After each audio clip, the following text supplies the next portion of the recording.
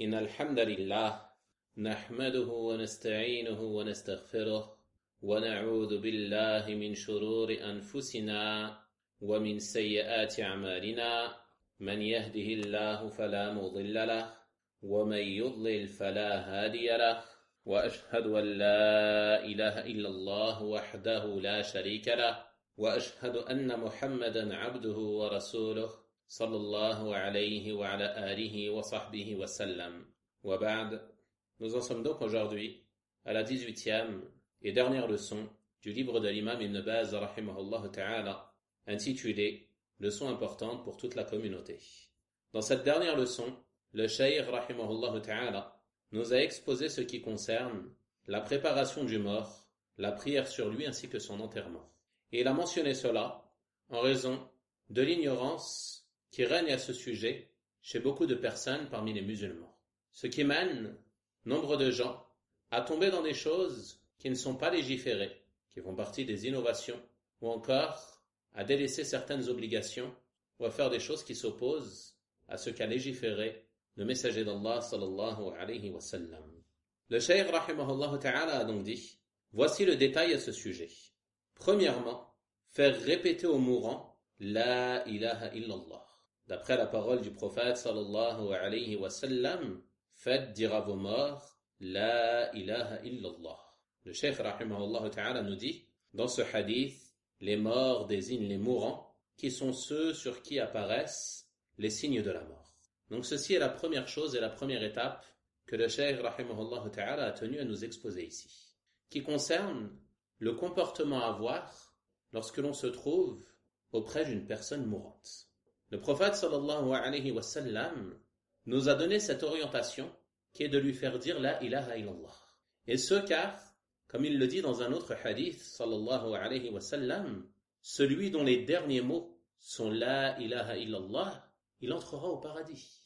Il est donc très important que cette personne qui est mourante et auprès d'elle, des gens pouvant l'orienter vers cet acte immense et cette chose très importante qui est de prononcer la parole du tawhid avant de quitter ce bas monde. Et les gens de science ont mentionné qu'il convient de faire cela avec douceur, c'est-à-dire de rappeler à la personne mourante qu'il est important pour elle de prononcer cette parole. Et il faut prendre en considération la situation de cette personne, qui est peut-être très souffrante. En effet, elle est en train de vivre un moment terrible et elle s'apprête à quitter ce bas monde. Il incombe donc à celui qui se trouve dans cette situation de faire preuve de sagesse et de douceur et de ne pas brusquer cette personne. Car il se peut que certaines personnes, en vue du mérite qu'il y a dans le fait de prononcer cette parole, soient un peu brusques et fassent preuve de manque de sagesse à ce moment-là. Il est donc très important d'appuyer sur cela. Et on rapporte une histoire très impressionnante à ce sujet, qui est l'histoire de la mort de l'imam Abu Zur'a, rahimahullah ta'ala. Alors qu'il était mourant, il y avait auprès de lui un certain nombre de savants. L'imam Abu Hatim, Muhammad ibn Muslim et d'autres parmi les gens de science. Ils l'ont vu dans cette situation et ils se sont rappelés de ce hadith que l'auteur rahimahullah ta'ala nous a cité ici. Faites dire à vos morts la ilaha illallah. Faites dire à la personne qui est mourante la ilaha illallah. Mais, étant donné la prestance de Abu Zur'a, c'était un imam, ils ont eu de la gêne à lui rappeler cela. Alors, ils ont opté pour une autre manière. Ils ont dit, venez, nous allons réviser le hadith. Alors l'un d'entre eux a commencé à mentionner la chaîne de transmission qu'il avait apprise de ce hadith. Puis il s'arrêtait avant les derniers rapporteurs. Abu Hatim fit de même. Il mentionna sa chaîne de transmission de ce hadith, mais s'arrêta avant les derniers rapporteurs. Et les autres sont restés silencieux. Alors Abu Zur'a, qui était mourant, il se mit à dire « Bondar nous a rapporté, Abu Asim nous a rapporté, d'après Abdul Hamid ibn Ja'far, d'après Salih ibn Abi Arib, d'après Kathir ibn Murra al-Hadrami, d'après Mu'adh ibn Jabal, radiyallahu ta'ala anhu. Le messager d'Allah sallallahu alayhi wa sallam a dit, celui dont les derniers mots sont la ilaha illallah entrera au paradis. Puis il est mort, rahimahullahu ta'ala. Donc on voit à travers ce récit la sagesse qu'ont eu ces savants afin de lui rappeler l'importance de prononcer cette parole avant sa mort. Et il n'y a pas de doute que ces gens ont vécu avec cela, vécu avec cette parole, vécu avec ces hadiths, vécu avec la mise en pratique de la religion de l'islam.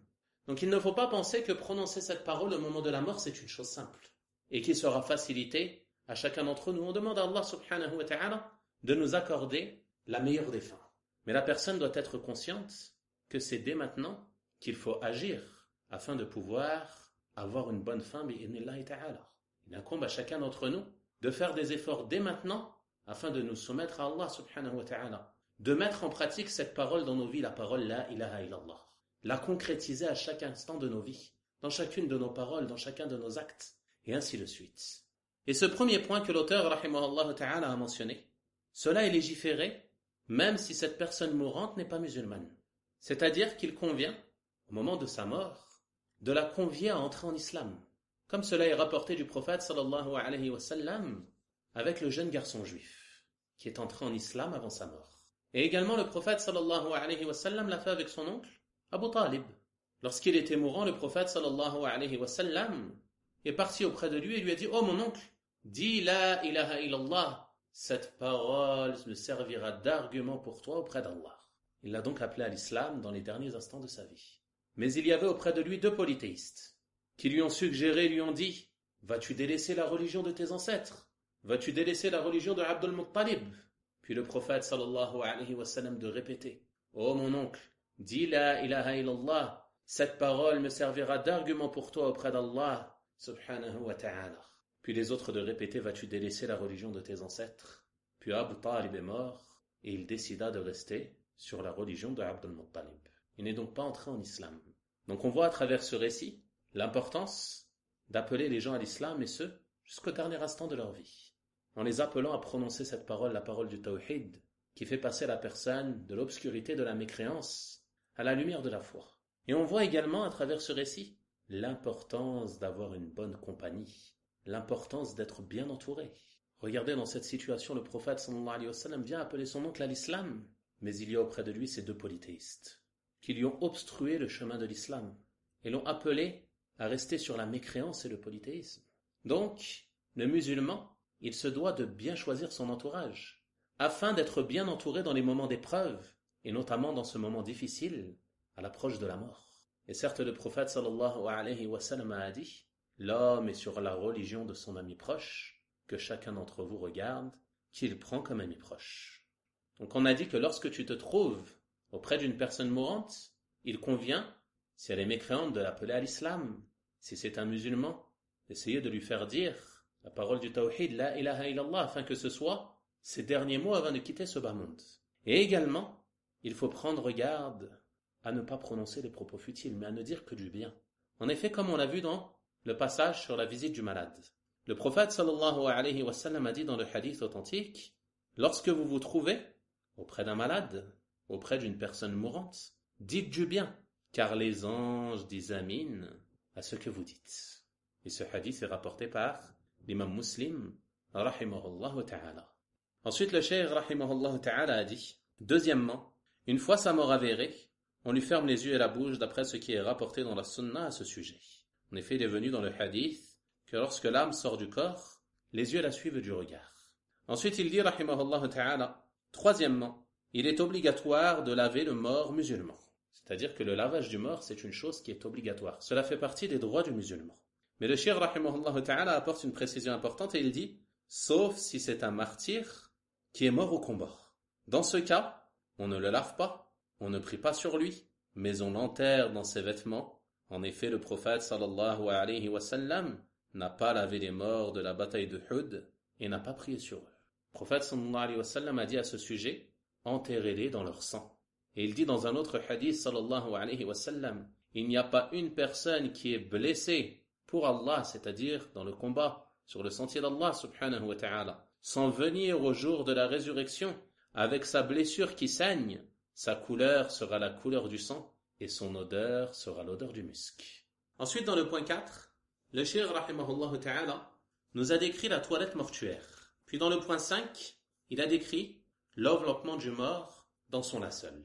Le cheikh rahimahullah ta'ala ayant exposé ces questions de manière très détaillée, je vous laisserai le soin de lire vous-même ce que l'auteur rahimahullah ta'ala a mentionné au sujet de ces points. Et nous passons directement au point 6, à la page 43, Inch'Allah ta'ala.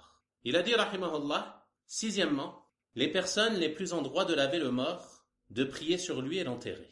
Pour l'homme, le plus en droit est celui désigné dans son testament, puis son père, puis son grand-père, puis ses plus proches parents parmi ses héritiers. Le plus en droit de laver la femme est celle désignée dans son testament, puis sa mère, puis sa grand-mère, puis ses plus proches parents parmi les femmes de sa famille. Et il est permis à l'homme de laver son épouse et vice-versa. En effet, Abu Bakr, radiyallahu ta'ala anhu, fut lavé par son épouse, et Ali lava son épouse Fatima, qu'Allah les agrée tous. Donc on voit à travers cela qu'il y a un certain ordre à respecter à ce sujet. Les hommes sont lavés par les hommes, et les femmes par les femmes, à l'exception de l'homme qui peut laver son épouse et vice-versa. Et on voit à travers la parole de l'auteur, rahimahullah ta'ala, que la personne la plus en droit de se charger de cela est celle désignée dans le testament. Donc, si une personne craint que son entourage ne délègue pas cette tâche à quelqu'un de qualifié, à quelqu'un qui peut-être ne respectera pas ce qui est légiféré à ce sujet, alors il lui convient de laisser un testament dans lequel il désignera une personne pour se charger de ses rites funéraires, et notamment du lavage, de la mise en linceul, et ainsi de suite. Ensuite, le cheikh rahimahullah ta'ala a dit, septièmement, la description de la prière mortuaire. Il dit rahimahullah, elle est composée de 4 takbirs. Donc dans cette prière, il n'y a ni prosternation, ni inclination, ni assise. Mais on reste debout du début à la fin. Il dit rahimahullah, après le premier takbir, on récite la Fatiha. C'est-à-dire que tu fais le premier takbir, tu lèves les mains pour cela, de la même manière que pour la prière, puis tu dis A'udhu billahi minash shaytanir rajim, ainsi que la basmala, et tu récites la Fatiha.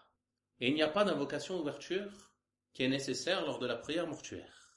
Et il dit rahimahullah, et c'est une bonne chose de réciter après elle, après la Fatiha, une courte sourate ou bien 1 ou 2 versets, d'après le hadith authentique rapporté à ce sujet d'Ibn Abbas radiyallahu ta'ala anhuma. Donc tu récites sourate al-Fatiha, et si tu le souhaites, tu peux réciter une courte sourate après elle, ou bien quelques versets du Coran. Et cette récitation, elle a lieu à voix basse. Elle ne se fait pas à voix haute. Il dit, rahimahullah, on prononce ensuite le deuxième takbir. Puis on prie sur le prophète sallallahu alayhi wa sallam, de la même manière que durant le tashahhud. Comme on l'a vu dans la leçon 9, il y a différentes manières de prier sur le prophète sallallahu alayhi wa sallam durant le tashahhud. De la même manière, après le deuxième takbir de salat al-janaza, de la prière mortuaire, tu vas prier sur le prophète sallallahu alayhi wa sallam. Ensuite, il dit, rahimahullah, on prononce ensuite le troisième takbir. Puis on dit. Donc après le troisième takbir, on fait des invocations en faveur du mort. Et notamment ces invocations-là qui sont rapportées dans la sunna authentique. Il dit, rahimahullah, puis on dit, Allahumma khfir li hayyina wa mayyitina, wa shahidina wa ghaibina, wa saghirina wa kabirina, wa dhakarina wa unthana, Allahumma man ahyaytahu minna, فأحيه على الإسلام ومن توفيته منا فتوفاه على الإيمان. Ô Allah, pardonne à nos vivants et à nos morts, nos présents et nos absents, nos petits et nos grands, nos hommes et nos femmes. Médite sur cette invocation immense qui est prononcée lors des prières mortuaires en faveur de l'ensemble des musulmans, hommes et femmes, grands et petits, morts ou vivants, présents ou non. C'est une invocation immense qui est prononcé lors de salat al-janaza. Ensuite tu dis, ô Allah, celui que tu laisses en vie parmi nous, fais-le vivre sur l'islam. Et celui que tu fais mourir parmi nous, fais-le mourir sur la foi. On voit ici que le prophète sallallahu alayhi wa sallam nous a enseigné de dire, fais-le vivre sur l'islam, fais-le mourir sur la foi. Pourquoi? Car l'islam ici, il désigne les œuvres pieuses, l'accomplissement des bonnes œuvres. Donc celui qui est en vie lui incombe de multiplier les bonnes œuvres. On demande donc que celui qui reste en vie vive sur l'islam, qu'il multiplie l'accomplissement des bonnes œuvres afin de se rapprocher d'Allah subhanahu wa ta'ala. Et celui que tu fais mourir parmi nous, fais-le mourir sur la foi, c'est-à-dire fais-le mourir sur la croyance authentique. Car à ce moment-là, il n'y a plus d'œuvre une fois mort. Mais il est indispensable que la personne meure avec une croyance authentique. Car c'est sur cela que repose l'acceptation de l'ensemble de ses œuvres. Ensuite tu dis, Allahumma ighfir lahu warhamhu, wa'afihi wa'fu anhu, وأكرم نزله ووسع مدخله واغسله بالماء والثلج والبرد ونقيه من الخطايا كما نقيت الثوب الأبيض من الدنس وأبدله دارا خيرا من داره وأهلا خيرا من أهله وزوجا خيرا من زوجه وأدخله الجنة وأعذه من عذاب القبر وعذاب النار وافسح له في قبره ونور له فيه اللهم لا تحرمنا أجره ولا تضلنا بعده. Ô Allah, pardonne-lui et fais-lui miséricorde. Accorde-lui le salut et efface-lui ses fautes. Donc on commence par invoquer Allah subhanahu wa ta'ala en lui demandant de pardonner à ce mort, de lui effacer ses péchés, de lui accorder le salut, c'est-à-dire de lui préserver du châtiment. Ensuite on dit, accorde-lui une noble demeure. Donc ce qui est traduit par accorde-lui une noble demeure, c'est wa akrim nuzulah. An-nuzul en arabe, cela désigne en réalité ce que l'on offre à son hôte. Donc c'est-à-dire, honore-le au Allah durant son séjour et élargis-lui sa tombe.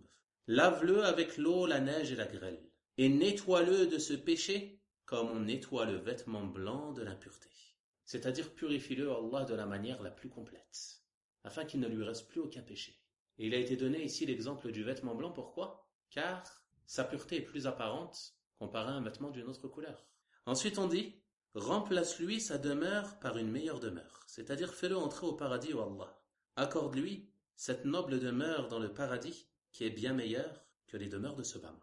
Et remplace-lui sa famille par une meilleure famille, son épouse par une meilleure épouse.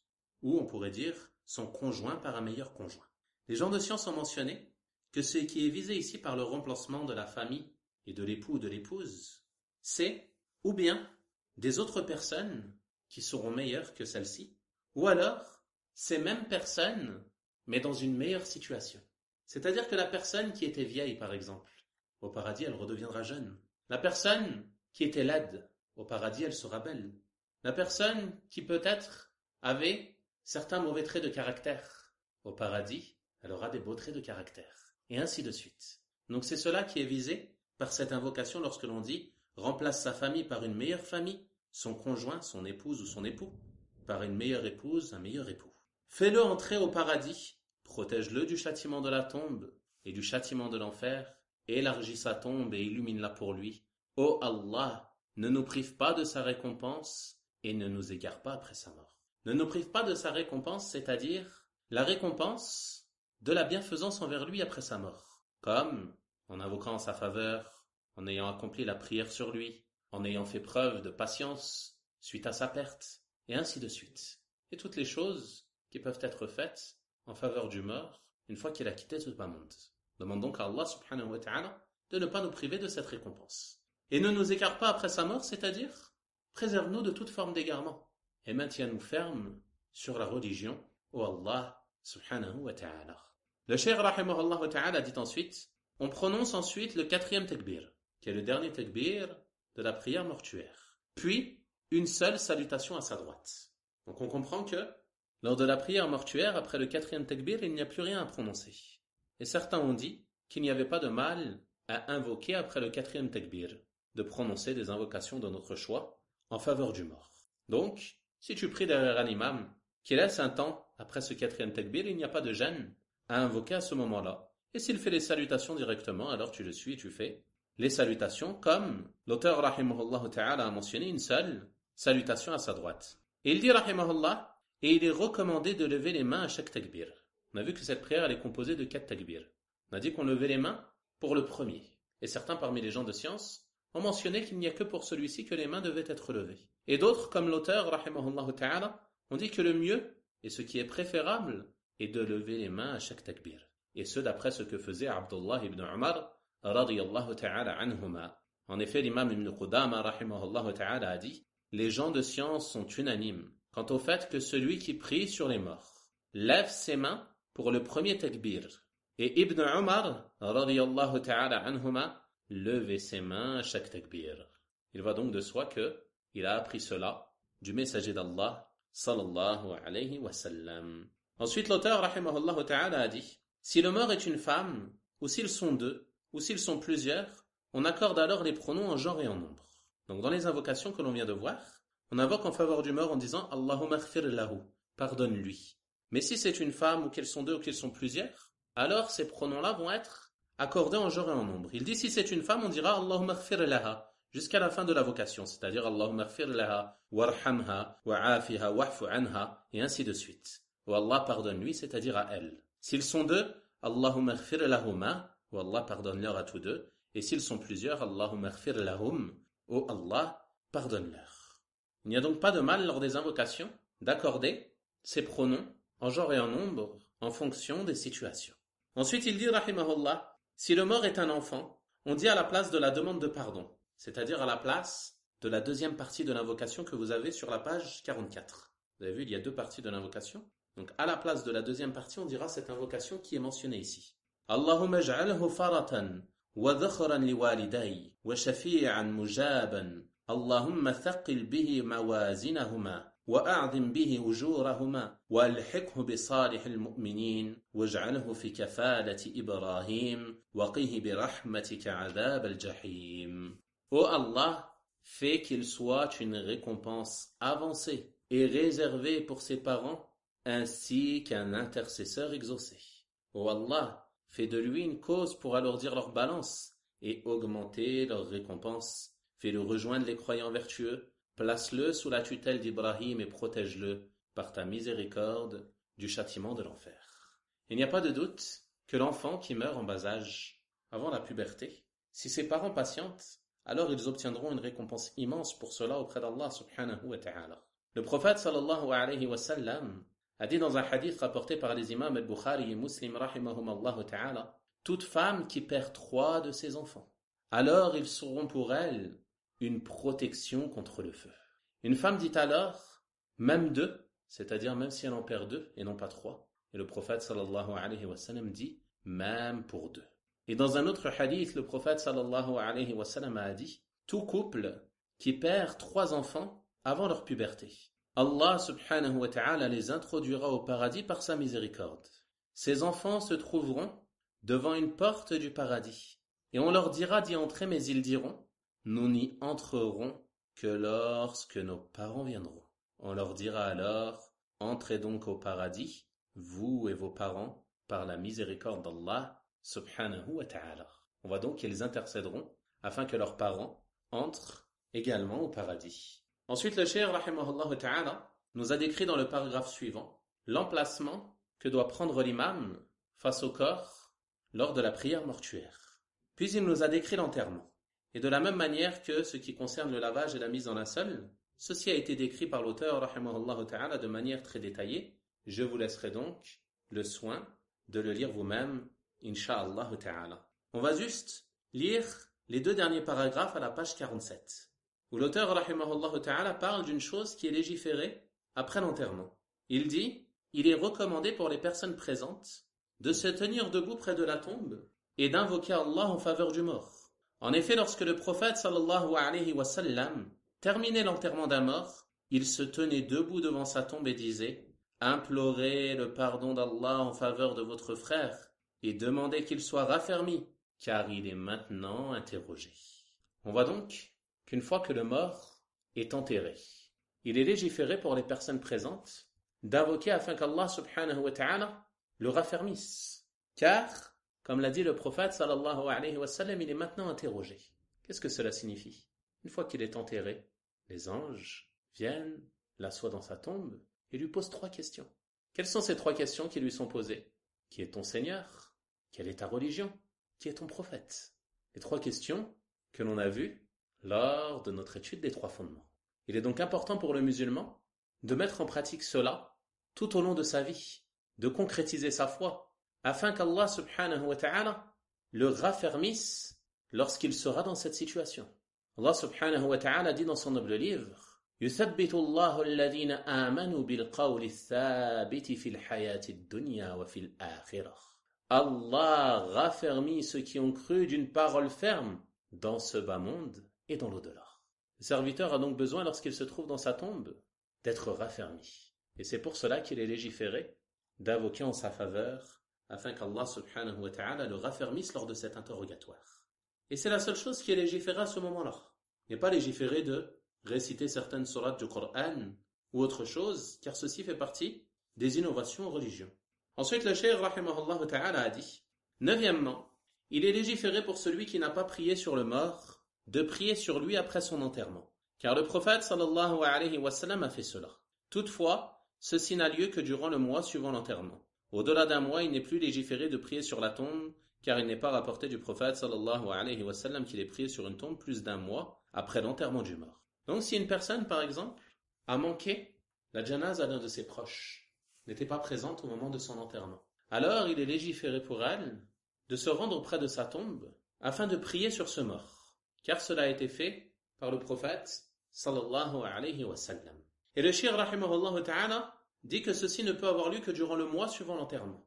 Toutefois, des gens de science ont dit qu'il n'y a pas de preuve au sujet de cette limite, et que ce qui est juste est qu'il n'y a pas de limite dans le temps, incha'Allah ta'ala. Dixièmement, il n'est pas permis pour la famille du mort de préparer à manger pour les gens. D'après la parole du noble compagnon Jarir ibn Abdillah radiyallahu ta'ala anhu qui a dit « Nous considérions le rassemblement auprès de la famille du mort et la préparation d'un repas après l'enterrement comme faisant partie des lamentations. » Ceci n'est pas légiféré. Quant au fait de leur préparer à manger pour eux et leurs invités, alors il n'y a pas de mal en cela. Ce n'est pas à la famille du défunt de préparer à manger, mais c'est aux gens de leur préparer à manger afin de les soulager. Il dit, rahimahullah, il est même légiféré pour leurs proches et leurs voisins de leur préparer à manger. En effet, lorsque la nouvelle de la mort de Ja'far ibn Abi Talib radiyallahu ta'ala anhu au Sham parvint au prophète sallallahu alayhi wa sallam, il ordonna à sa famille de préparer à manger pour la famille de Ja'far et il dit, il leur est arrivé ce qui les préoccupe. Quelle est cette chose qui leur est arrivée et qui les préoccupe? C'est la perte de leurs proches.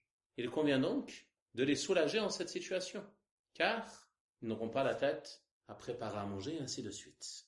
Il dit ensuite, rahimahullah ta'ala, et il n'y a pas de gêne à ce que la famille du mort invite leurs voisins ou autres à manger de la nourriture qui leur est offerte. C'est-à-dire que si on leur offre beaucoup de nourriture, que beaucoup de gens parmi leurs proches, leurs voisins leur amènent de la nourriture, alors il n'y a pas de mal à ce qu'ils convient leurs proches ou leurs voisins à en manger. Toutefois, ceci ne doit pas avoir lieu ou être organisé comme un événement. Il dit, rahimahullah, il n'y a pas de moment particulier pour cela, d'après ce que nous connaissons de la législation. C'est-à-dire comme l'imposent certaines personnes au premier jour, au 40e jour et ainsi de suite, à préparer un repas particulier. Ceci n'a aucune source dans la législation de l'islam. Et celui qui veut être profitable pour son proche défunt, alors, premièrement, qu'il invoque en sa faveur l'imploration du pardon, qu'il pense à lui dans ses prières, dans ses prosternations, qu'il pense à lui au dernier tiers de la nuit entre l'adhan et l'iqama, qu'il implore le pardon d'Allah subhanahu wa ta'ala en sa faveur. Et également, s'il veut faire des actes qui lui profitent, alors il lui est permis de faire des aumônes en son nom, de donner des sadaqas, de donner de l'argent pour construire une mosquée, pour construire un puits, ou autre chose semblable, afin que la récompense parvienne à ce mort, incha'Allah ta'ala, et ceci sera beaucoup plus profitable que ces repas qui sont faits et qui n'ont aucune source dans notre législation. D'ailleurs, j'attire l'attention de nombre de nos frères qui peuvent être conviés, parfois dans certaines mosquées, à ce genre de repas. En effet, généralement, on voit que les personnes, lorsqu'ils font ces repas, qu'est-ce qu'ils font? Ils en amènent une partie à la mosquée. Donc, lorsque tu vois qu'il y a un repas à la mosquée, que de la nourriture est emmenée, il te convient de te renseigner sur la nature de ce repas. Et si ce repas est à l'occasion de ce qu'ils appellent l'arba'iniyya, pour les 40 jours après la mort d'une personne, alors il ne convient pas d'en manger car ceci est une chose qui n'est pas légiférée. Ensuite, il dit, rahimahullah ta'ala, 11e, il est interdit à la femme de faire le deuil d'un mort plus de 3 jours, sauf le deuil de son mari, qui doit obligatoirement être de 4 mois et 10 jours. Donc tout d'abord, en quoi consiste le deuil? Les gens de science ont mentionné que cela consiste, premièrement, à ce que la femme reste chez elle, c'est-à-dire qu'elle ne sort pas, elle reste à son domicile, et également qu'elle ne s'embellisse pas, c'est-à-dire qu'elle ne porte pas de beaux vêtements, elle ne se parfume pas, elle ne met pas de maquillage, elle ne met pas de khul sur ses yeux, elle ne met pas de hanna, et ainsi de suite parmi les formes d'embellissement. Et ceci n'est permis que durant une durée de 3 jours, à l'exception du deuil du mari qui dure 4 mois et 10 jours. Et ce d'après le hadith rapporté par les imams al-Bukhari et Muslim rahimahumallahu ta'ala, dans lequel le prophète sallallahu alayhi wa sallam a dit, il n'est pas permis à une femme qui croit en Allah et au jour dernier de faire le deuil plus de 3 jours, à l'exception du deuil du mari qui est de 4 mois et 10 jours. Ensuite le cheikh rahimahullahu ta'ala a dit, sauf si elle est enceinte. Dans ce cas, le deuil durera jusqu'à l'accouchement. Le cheikh rahimahullahu ta'ala dit, comme cela est confirmé dans la sunna authentique du prophète sallallahu alayhi wa sallam. Et ce, que l'accouchement ait lieu avant la fin des 4 mois et 10 jours ou après celle-ci. Et ce, d'après la parole d'Allah subhanahu wa ta'ala qui a dit وَأُولَاتُ الْأَحْمَالِ أَجَلُهُنَّ أَنْ يَضَعْنَ حَمْلَهُنَّ. Quant à celles qui sont enceintes, alors leur terme est au moment de l'accouchement. Ensuite, il dit quant à l'homme, il ne lui est pas permis de faire le deuil de qui que ce soit parmi ses proches ou autres. Car le deuil est une chose qui est spécifique aux femmes. Le fait de rester au domicile, de ne pas s'embellir et ainsi de suite. Et cela n'est pas légiféré pour les hommes. Quant au fait de pleurer suite à la mort d'un proche, alors, tant qu'il n'y a pas d'exagération en cela, que cela n'est pas accompagné de choses blâmables, comme le fait de se frapper, de crier, de se déchirer le vêtement ou autre, alors il n'y a pas de gêne en cela, incha'Allah ta'ala, que ce soit pour les hommes ou pour les femmes. En effet, il est rapporté du prophète sallallahu alayhi wa sallam qu'il a pleuré à la mort de son fils Ibrahim. Il a dit le cœur s'afflige, les yeux pleurent, mais nous ne disons que ce qui plaît à notre Seigneur. Ensuite, le cheikh rahimahullah ta'ala a dit 12e, il est permis pour les hommes de visiter les cimetières de temps à autre, afin d'invoquer pour les morts, d'implorer la miséricorde en leur faveur, et pour se rappeler de la mort et de ce qui vient après elle. Et ce d'après la parole du prophète sallallahu alayhi wa sallam qui a dit « Visitez les tombes car elles vous rappellent l'au-delà ». Donc on voit que la visite des cimetières, elle est légiférée pour les hommes. Et elle a plusieurs objectifs. Parmi ces objectifs, le fait d'invoquer pour les morts. Et non pas d'invoquer les morts. Car il y a certaines personnes, wal'iyadu billah, qui se rendent dans certains cimetières, auprès de certaines tombes, auprès de certains mausolées, et qui y vont pour invoquer les morts, en pensant que ce mort a un rang particulier auprès d'Allah subhanahu wa ta'ala, alors ils l'invoquent en dehors d'Allah, et ceci relève du polythéisme majeur dont l'auteur sort de la religion de l'islam. Mais lorsqu'on visite les cimetières, c'est pour invoquer en faveur des morts. On invoque Allah subhanahu wa ta'ala afin qu'il pardonne et qu'il fasse miséricorde à ce mort. Et également parmi les sagesses de ces visites des tombes, il y a le fait de se rappeler de la mort et de ce qui vient après elle, et ce afin de pouvoir s'y préparer. En effet, ceci fait partie des causes d'adoucissement du cœur, que le serviteur se rappelle de la mort, qu'il se rappelle de l'au-delà, du châtiment de l'enfer.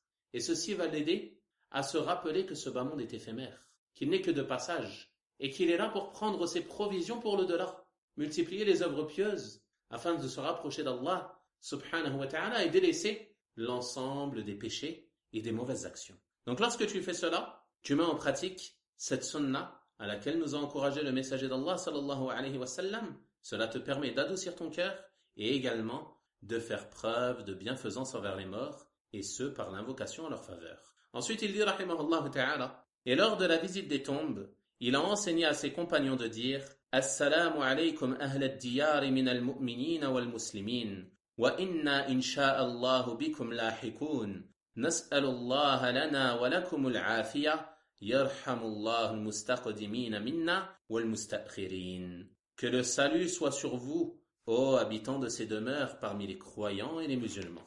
Nous allons certes vous rejoindre si Allah le veut. Nous demandons à Allah de nous accorder le salut ainsi qu'à vous, qu'Allah fasse miséricorde à ceux qui ont avancé parmi nous, ainsi qu'à ceux qui tardent encore. Donc ceci est une invocation en faveur des morts. Assalamu alaykum, que le salut soit sur vous.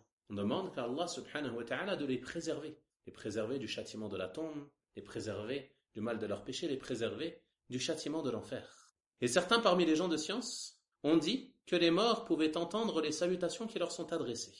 Et l'imam Ibn Baz rahimahullah ta'ala a dit que les hadiths à ce sujet comportent certaines faiblesses, et donc cette question est discutable. Ensuite il a dit rahimahullah ta'ala, quant aux femmes, il ne leur est pas permis de visiter les tombes. Donc la visite des tombes, c'est une chose qui est spécifique aux hommes. En effet, le messager sallallahu alayhi wa sallam a maudit celles qui visitent les tombes, car il est à craindre pour elles la tentation et le manque de patience lors de leur visite. Et ce car, de par sa nature, la femme est en général plus faible que l'homme. Donc, il se peut que, en se trouvant auprès des tombes, elle en vienne à faire certaines choses manifestant un certain manque de patience. Et il leur est aussi interdit de suivre le convoi funéraire jusqu'au cimetière. Ils n'ont pas le droit de suivre le convoi funéraire. Car le messager sallallahu alayhi wa sallam leur a interdit cela. Donc elles n'ont pas le droit de visiter les cimetières, elles n'ont pas le droit de suivre le convoi funéraire. Toutefois, il dit, rahmahullah, quant à la prière mortuaire, à la mosquée ou dans un lieu de prière, c'est-à-dire si elle n'a pas lieu dans le cimetière, elle est aussi bien légiférée pour les hommes que pour les femmes. Donc ce qui est interdit pour les femmes, c'est qu'elle aille au cimetière, qu'elle visite les tombes, ou alors qu'elles suivent le convoi funéraire. Quant au fait de prier, si la prière a lieu à la mosquée ou ailleurs, dans un autre lieu, alors il n'y a pas de mal en cela, incha'Allah ta'ala. Il dit ensuite, ceci est ce qui m'a été possible de réunir, qu'Allah couvre d'éloges et salue notre prophète Muhammad, ainsi que sa famille et ses compagnons. Nous avons donc fini par la grâce d'Allah subhanahu wa ta'ala l'étude de cette épître immense, les leçons importantes pour toute la communauté de l'imam Ibn Baz rahimahullah ta'ala. On remercie donc Allah subhanahu wa ta'ala pour nous avoir comblés de ce bienfait immense en nous permettant de nous réunir pour ces assises de science. Ce qui était juste provient d'Allah et les erreurs ou les manquements ne proviennent que de moi ou du diable, et je demande à Allah subhanahu wa ta'ala de me pardonner. Wa sallallahu wa sallim wa barik ala nabiyyina Muhammad wa ala alihi wa sahabatihi ajma'in walhamdulillahi rabbil alamin wa jazakumullahu khayra.